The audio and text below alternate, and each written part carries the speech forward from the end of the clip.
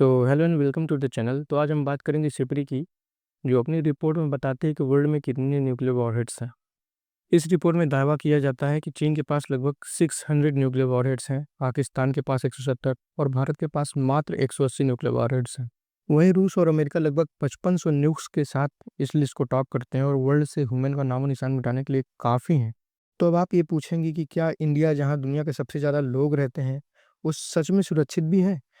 पाकिस्तान, जो लिटरली हमसे कई गुना छोटा है, उसके पास भी हमारे बराबर न्यूक्स हैं? तो मैं आपको बता दूं कि आंसर काफ़ी ओपिनियंस पे डिपेंड करता है।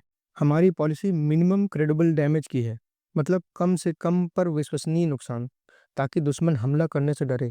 यह स्ट्रेटजी आपके ऊपर होने वाले हमले को तो रोकती है, पर जब बात लिटरल न्यूक इस्तेमाल करने की आ जाती है ना, विच वही गॉड ग्रेस नेवर हैपेंस, यह कम संख्या हमें डिसएडवांटेज पे लाके खड़ा कर देती है। जो बुरे समय में हमारे पीयर थ्रेट्स लाइक चाइना, जो हमसे 3 गुना बड़े हैं और जिनका न्यूक्लियर आर्सनल साइज भी हमसे 3 गुना ज़्यादा बड़ा है, उनको सर्वाइव करने के चांसेस काफ़ी बढ़ा देते हैं। So it's true, a low number can enable our enemy to take risky actions against us in very adverse conditions। और उससे बड़ी बात, लो नंबर्स का सबसे बड़ा ड्रॉबैक ये है कि हमारी ग्लोबल पावर प्रोजेक्शंस काफ़ी कम हो जाती है और हम एक रीजनल प्लेयर के रूप में सिर्फ प्रोजेक्ट कर पाते हैं। अब आप पूछेंगे कि इंडिया क्यों नहीं एक्सपेंड कर रहा है अपने न्यूक्लियर आर्सेनल को, which is very rational question actually. और मैं आपको वीडियो के आगे बताऊंगा भी कि काफ़ी स्टेप्स इंडियन गवर्नमेंट के द्वारा लिए गए हैं which are phenomenal in this direction. But let's look at some point.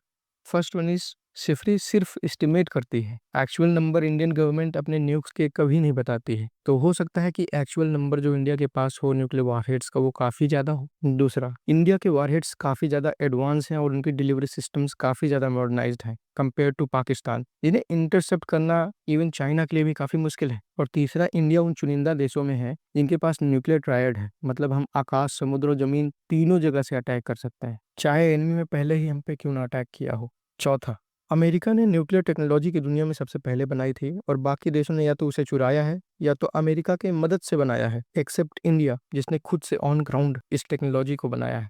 Like USSR के स्पाई को सोवियत यूनियन में ले आए थे अमेरिकन से चुरा करके। सिमिलरली चाइनीज को ये टेक रशियन से ही मिली थी। सरप्राइजिंगली पाकिस्तान जैसे देश ने बहुत ही जल्दी ये बॉम्ब्स बना लिए थे, which makes me wonder if Pakistan के वॉरहेड्स एक्चुअली अमेरिकन्स हैं, जो इंडिया का काउंटर बैलेंस करने के लिए पाकिस्तान को दिए गए थे।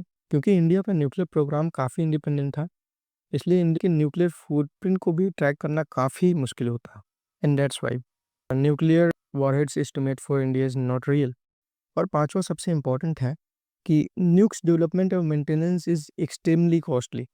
लाइक न्यूक को डेवलप करना और मेंटेन करना बहुत ही ज़्यादा कॉस्टली है, खासकर इंडिया जैसे सेंसिटिव डेवलपिंग कंट्री के लिए, जहाँ पे इस फील्ड में इतना स्पेंड करना हमेशा कंट्रोवर्सी में बना रहता है। बट वर्ल्ड में इस वक्त इतनी ज़्यादा अनसर्टेनिटी है that personally I don't mind कि गवर्नमेंट इसमें और ज़्यादा खर्च करे।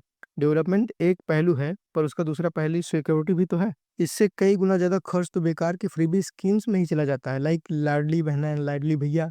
So government is pretty aware and doing everything which are necessary for the security of the country.